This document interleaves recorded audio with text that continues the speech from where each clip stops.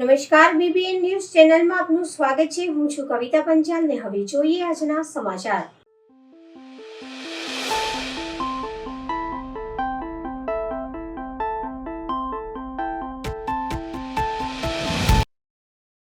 વડોદરા શહેરના પાનીગેટ વિસ્તારમાં શ્રીજીના આગમન યાત્રા દરમિયાન ઈંડા ફેંકવાના બનાવને લઈને વડોદરા પોલીસ દ્વારા કાર્યવાહી તેજ કરવામાં આવી છે। આ બનાવ બાદ પોલીસ કમિશનર નરસિંહ કુમાર દ્વારા તાત્કાલિક ચુસ્ત બંદોબસ્ત ગોઠવાયો હતો। પ્રાથમિક તબક્કામાં 2 આરોપીની ધરપકડ થઈ હતી। ત્યારબાદ તપાસ આગળ વધતા વધુ આરોપીઓને પકડી પાડવામાં સફળતા મળી છે। પોલીસના જણાવ્યા મુજબ આરોપીઓની પૂછપરછ ચાલુ છે અને ભવિષ્યમાં કોઈ શાંતિ ભંગ ન થાય તે માટે સુરક્ષા વધારવામાં આવી છે। આ ઘટનાથી વિસ્તારમાં તણાવનું વાતાવરણ સર્જાયું હતું, પરંતુ હાલ પરિસ્થિતિ નિયંત્રિત થઈ છે।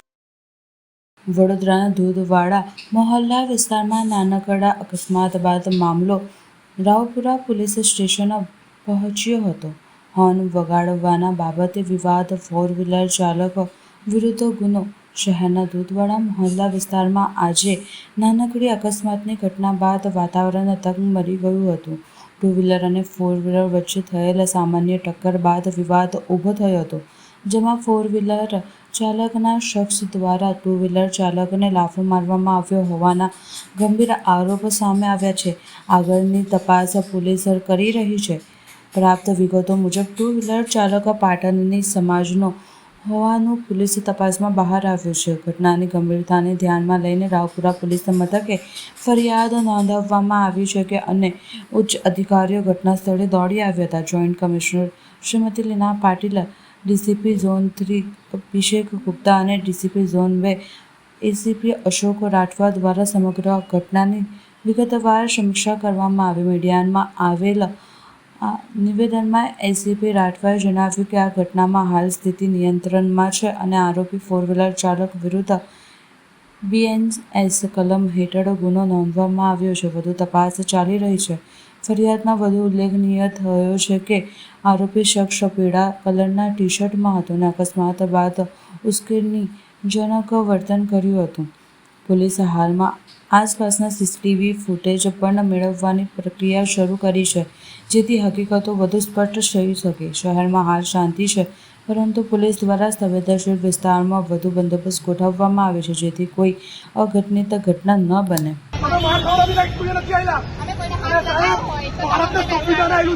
કોઈ મારે ને તો સેલ્ફ ડિફેન્સ પર તમને પણ મારી શકીએ। તમારી પાસે રાઈટ છે, અમને કોઈ મને મારવાનો છે ના।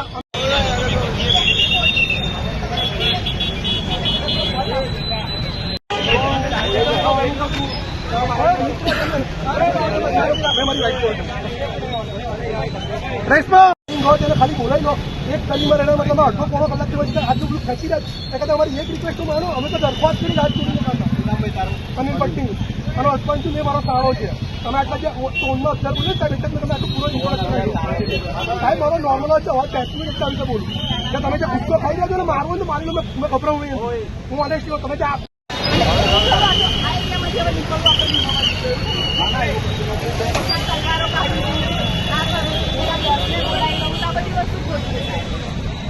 જે ફરિયાદી છે, જે હકીકત જણાવેલ છે એ પ્રમાણે યશ પટણી છે, તેના પિયાંસી સાથે માંડવી થઈ અને લહેરીપુરા દરવાજાથી પસાર થઈને દૂધવાડા મોહલ્લાના ટર્નિંગ પર આવેલ તે વખતે ત્યાંથી એક વરના ગાડીના ચાલક છે એને 2-3 વાર હોર્ન મારેલ।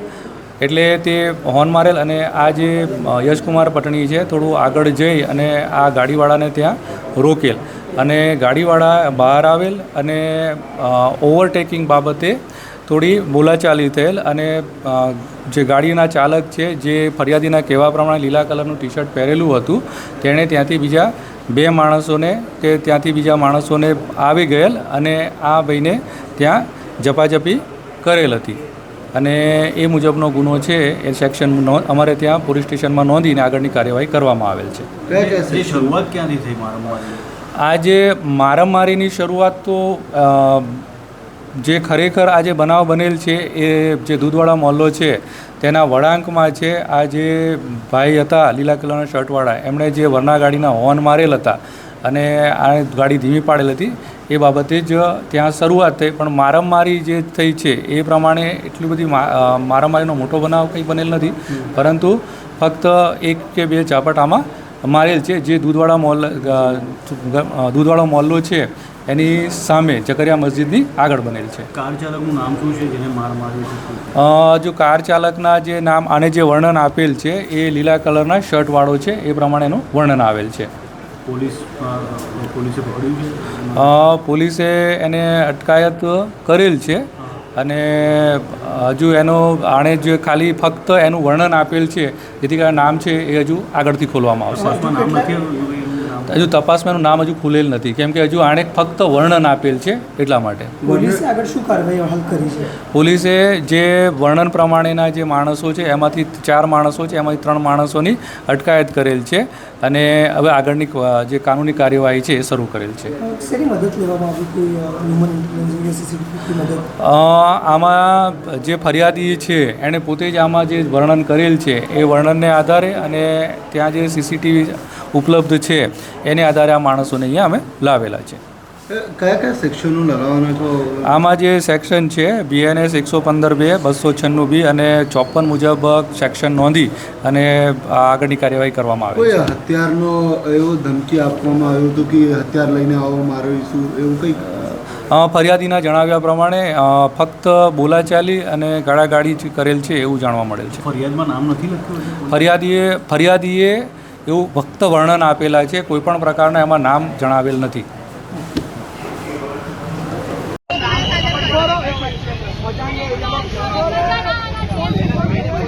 એક મિનિટ, મેં ગુજરાતમાં છું, તમને અત્યારે મહારાષ્ટ્ર મોકલીશ, તમને કોઈ મારી કોઈ નામ ખબર હશે? તમને ખબર? એક મિનિટ, પહેલા મારો પોઈન્ટ કહો.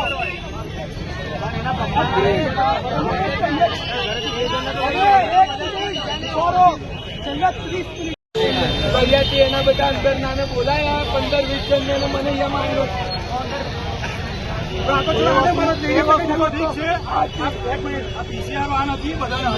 એમની સામે અંદરથી 3 જણા બીજા દોતા આવ્યા અને પોલીસને અમે કીધું ચાપુ લાય ગુપ્તી લાય ઘાલના એની અંદર પોલીસને અમે એ પછી બધાને હટાવતા નહીં ખોટી રજૂઆત ના એમને ભાગી અંદર કુમાર નહીં હજુ તું કમ્પ્લેટ કર પણ એમને ઉભા રહેલો તમે આમ આવો ને એક મિનિટ આપણું શું વાત થાય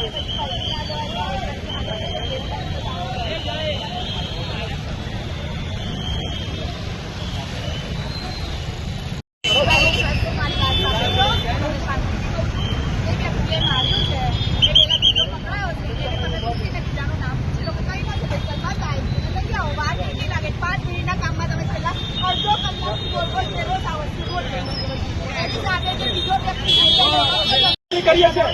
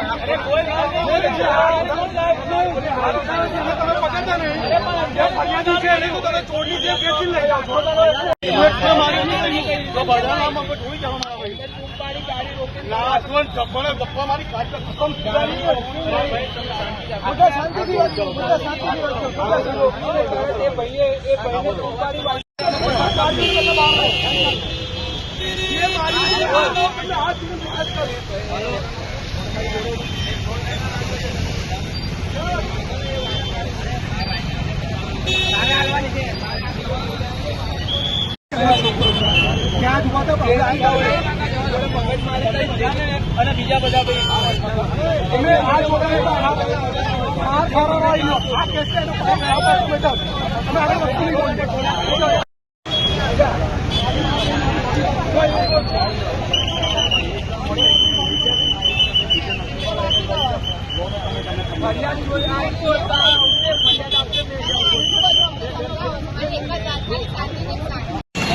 ગાડી માત્ર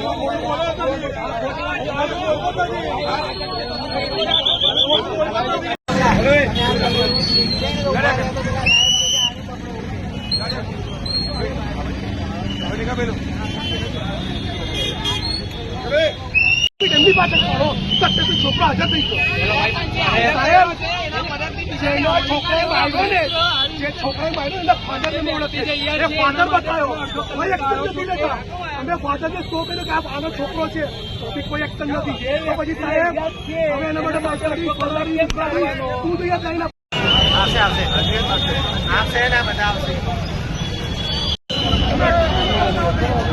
મને પેલા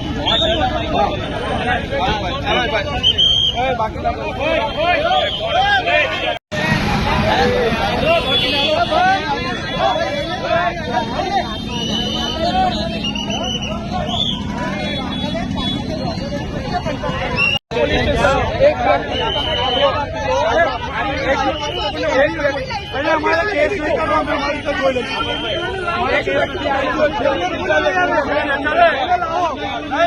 हमारे केस नहीं करवा हमारे केस नहीं करवा શું રજૂઆત કરીએ માણસ પાણીની અંદર વાગ્યે તો પકડી નહીં ચાલે બોલાવો પકડીને અમારી સામે આટલું પોછો અંદર જાવ ને પણ એ બધા થઈ ગયા મામલો છે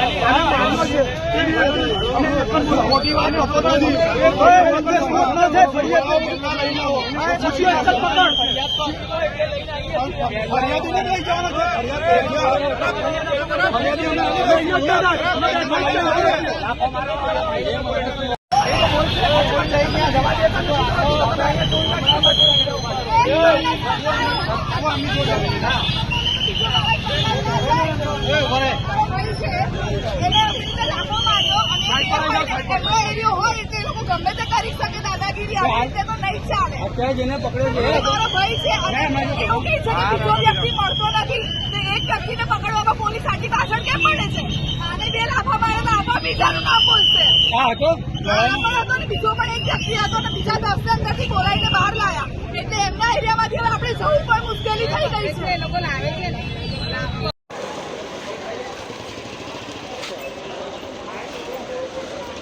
ગ્રુપમાં નાખી દો ને આવી જશે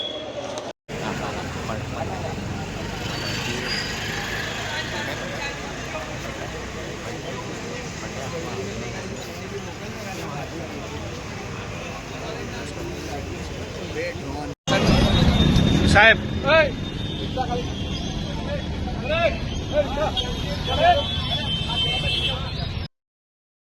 ખેલ રત્ન મેજર ધ્યાનચંદની જન્મજયંતિ ઉજવણીના ભાગરૂપે નેશનલ સ્પોર્ટ ડે સેલિબ્રેશન કરવામાં આવ્યું. રમતગમત, યુવા અને સાંસ્કૃતિક પ્રવૃત્તિ વિભાગ, ગુજરાત સરકાર દ્વારા આજે માંજલપુર સ્પોર્ટ્સ કોમ્પ્લેક્સ ખાતે ખેલ રત્ન મેજર ધ્યાનચંદજીની જન્મજયંતિની ઉજવણી કરનારના ભાગરૂપે આજે સ્પોર્ટ ઓથોરિટી ઓફ ગુજરાત અને જિલ્લા વહીવટીતંત્ર વડોદરા દ્વારા આયોજિત નેશનલ સ્પોર્ટ ડે સેલિબ્રેશન કરવામાં આવ્યું. સાથે સાથે સ્કૂલ ગેમ ફેડરેશન ઓફ ઇન્ડિયાની સ્પર્ધાનું પણ આયોજન કરવામાં આવ્યું હતું, જેમાં 1000થી વધુ ખેલાડીઓએ ભાગ લીધો હતો. ત્યારે આજરોજ વડોદરા શહેરના મ્યુનિસિપલ કમિશનર અરુણ મહેશ બાબુ, અકોટા વિધાનસભા ધારાસભ્ય ચૈતન્યભાઈ દેસાઈ, વડોદરા જિલ્લા રમતગમત અધિકારી Dinesh Kadam, CEO Rohan Bhange, joint secretary Gujarat Olympic association અને vice president Gujarat athletics association Laxman Karanjkaravar, Kitul Meheriya, જિલ્લા યુવા વિકાસ અધિકારી વડોદરા, એથ્લેટિક્સ કોચ સાજિદ મંસૂરી તમામ લોકો ઉપસ્થિત રહ્યા હતા અને ખેલ રત્ન મેજર ધ્યાનચંદજીની પુણ્ય પુષ્પાંજલિ અર્પણ કરવામાં આવી હતી અને ખેલની શરૂઆત કરવામાં આવી હતી. અને સ્પોર્ટ્સ ફાઉન્ડેશનના માંજલપુર સ્પોર્ટ્સ કોમ્પ્લેક્સ ખાતે આજના કાર્યક્રમમાં ઉપસ્થિત તમામ સ્પોર્ટ્સ પ્રેમીઓ, હું ઇન્ડિવિજ્યુઅલ નામ નથી લેતો, બધાને રમતગમત વીરો અને સ્પોર્ટ્સ પ્રેમીઓને આજના કાર્યક્રમમાં સ્વાગત કરીએ છીએ. આ બધા જાણો છો કે માનનીય વડાપ્રધાન શ્રીના માર્ગદર્શન હેઠળ આખા દેશમાં ખેલો ઇન્ડિયા અને ફિટ ઇન્ડિયા મૂવમેન્ટની આયોજન કરીને લગભગ 2-3 વર્ષથી આનું બહુ ખૂબ સરસ આયોજન થઈ રહ્યા છે. હવે આ બધાને સાંભળીને આનંદ થતા હોય છે કે ગુજરાતમાં ખાસ કરીને ગુજરાતમાં વર્લ્ડ ફાયર અને પોલીસ ગેમ્સની પણ આયોજન કરવા માંડી રહ્યા છે. આજે જિલ્લા વહીવટીતંત્ર દ્વારા આયોજિત જે નેશનલ સ્પોર્ટ્સ ડે છે ઓગસ્ટ 29 થી 31 સુધી ભારત સરકાર અને રાજ્ય સરકારની માર્ગદર્શન હેઠળ અહીંયા કાર્યક્રમ આયોજન કરવામાં આવ્યું છે માંજલપુર સ્પોર્ટ્સ કોમ્પ્લેક્સમાં. અહીંયા જે Vadodara municipal corporation, Vadodara sports ફાઉન્ડેશનની આ સ્પોર્ટ્સ કોમ્પ્લેક્સ છે ત્યાં આગળ ડિસ્ટ્રિક્ટ લેવલના એથ્લીટ્સ તમામ અહીંયા ભેગા થયા છે અને જે રીતનું માનનીય વડાપ્રધાન શ્રી અને માનનીય ગુજરાતના રાજ્યના મુખ્યમંત્રીશ્રીની માર્ગદર્શન હેઠળ Khelo India games, fit India campaign અને ઓબેસિટી ફ્રી કેમ્પેનની અંતર્ગત આ કાર્યક્રમ કરવામાં આવી રહ્યા છે. આજે મેજર ધ્યાનચંદને પણ અમે યાદ કરીએ છીએ, જેને ભારત માટે 3 ઓલિમ્પિક મેડલ્સ લાવ્યા હતા અને ભારતના નેશનલ સ્પોર્ટ્સ જે હોકી છે એમને વેગ આપવા માટે એમની ખૂબ ખૂબ સારું એક ફાળો રહ્યું છે. મેજર ધ્યાનચંદને યાદ રાખતા તમામને 1 घंटा खेल के मैदान में જે ભારત સરકારના સ્પોર્ટ્સ મિનિસ્ટ્રી દ્વારા જે મોટોને વેગ આપવામાં આવી રહ્યા છે એ અંતર્ગત તમામ બાળકો, વાલીઓ બધાને 1 કલાક માટે કોઈ પણ સ્પોર્ટ્સ એડોપ્ટ કરવું જોઈએ. ફિટ ઇન્ડિયા કેમ્પેન અને ખેલો ઇન્ડિયા કેમ્પેન અને ઓબેસિટી ફ્રી કેમ્પેનમાં મેક્સિમમ ટાઈમ અમે હેલ્થ અને મેન્ટલ ફિટનેસ માટે અમે વધારે ટાઈમ આપવો જોઈએ, જેથી કરીને આવનારા પેઢી પણ ફિટ રહી શકે. અને આપ જાણો છો આખા ભારતમાં 65% યુથ પોપ્યુલેશન છે. અમે સારી રીતે પ્રોડક્ટિવલી યુઝ કરીએ એટલે જે વિકસિત ગુજરાત અને વિકસિત ભારતની જે કલ્પના છે એ પણ સારી રીતે સાકાર થઈ શકે. આવનારા દિવસોમાં આપ જાણો છો ગુજરાત ઓલિમ્પિક ગેમ્સની પણ તૈયારીઓ કરી રહ્યા છે, કોમનવેલ્થ ગેમ્સની તૈયારીઓ કરી રહ્યા છે અને world fire and sports police ગેમ્સની પણ તૈયારીઓ કરી રહ્યા છે. એને વેગ આપતા વડોદરાના પણ એક ફીડર કાર્ડર ઇન્ફ્રાસ્ટ્રક્ચર અમે તૈયાર કરી રહ્યા છે. આવનારા દિવસોમાં સ્પોર્ટ્સ ઇન્ફ્રાસ્ટ્રક્ચરને પણ વેગ આપવામાં આવશે, બાળકોને એક સારું પ્લેટફોર્મ આપવામાં આવશે, જેથી કરીને જે ટેલેન્ટ હન્ટિંગ અને માઇક્રો સ્કાઉટિંગ જે થાય એ બાળકો આવનારા દિવસોમાં કોમનવેલ્થ ગેમ્સ હોય યા ઓલિમ્પિક્સ હોય યા પેરાલિમ્પિક્સ ગેમ્સ હોય, ગમે તે મોટા ગેમ્સ હોય એમાં ભાગ લઈ શકે અને વડોદરાનો ફાળો ગુજરાતની સ્પોર્ટ્સમાં એક આવનારા દિવસોમાં ખૂબ મોટું સફળતાપૂર્વક કામગીરી રહેશે એવું અમે મંથન કરીએ છીએ. અને અહીંયા જે કાર્યક્રમની આયોજક કરવા બદલ જિલ્લા રમતગમત અધિકારી અને VSPFની ટીમ અને એથ્લેટિક ફેડરેશનની ટીમ એમને અમે આભાર પણ માનીએ છીએ. આજે નેશનલ સ્પોર્ટ્સ ડેનું સેલિબ્રેશન માંજલપુર સ્પોર્ટ્સ કોમ્પ્લેક્સ ખાતે કરવામાં આવેલ છે, જેમાં એથ્લેટિક્સની સ્પર્ધા છે, જેમાં 1000 જેટલા ખેલાડીઓ ભાગ લઈ રહ્યા છે. આ કાર્યક્રમના ઉદ્ઘાટન સમારંભમાં માનનીય મ્યુનિસિપલ કમિશનર શ્રી અને માન્ય ધારાસભ્ય શ્રી ચૈતન્યભાઈ દેસાઈ અને તમામ જિલ્લાના અધિકારીઓ, કોર્પોરેશનના અધિકારીઓ, કોચીશ્રીઓ હાજર રહી ખેલાડીઓનું પ્રોત્સાહન વધારવામાં આવેલ હતું.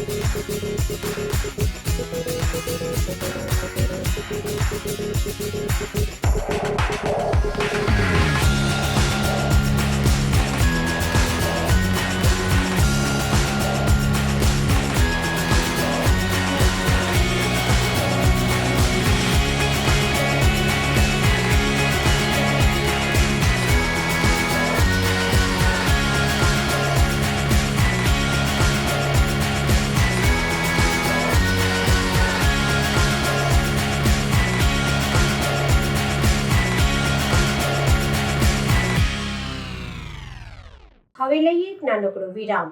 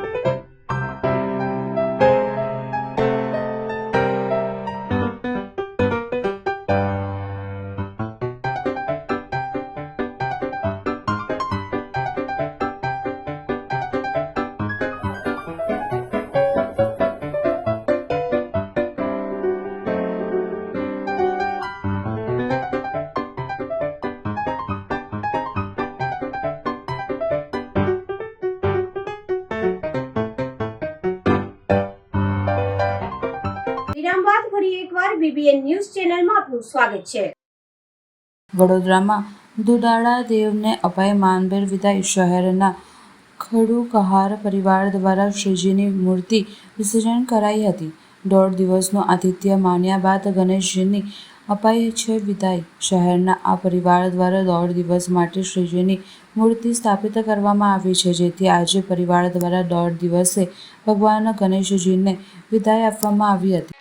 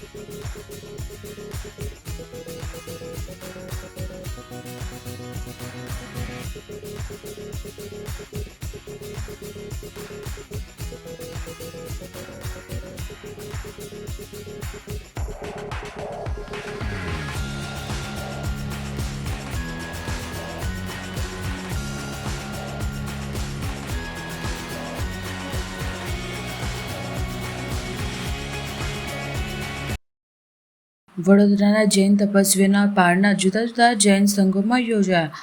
જૈનોના શ્વેતાંબર સમુદાયના પર્યુષણાની પૂર્ણાહુતિ થતાં આજે લાલબાગ જૈન સંઘમાં વલ્લભ સુરી સમુદાયના વર્તમાન ગચ્છાધિપતિ આચાર્ય ધર્મ ધુરંધર સુરી મહારાજની નિશ્રામાં 64 તપસ્વીઓનો પારણાનો પ્રસંગ યોજાયો હતો.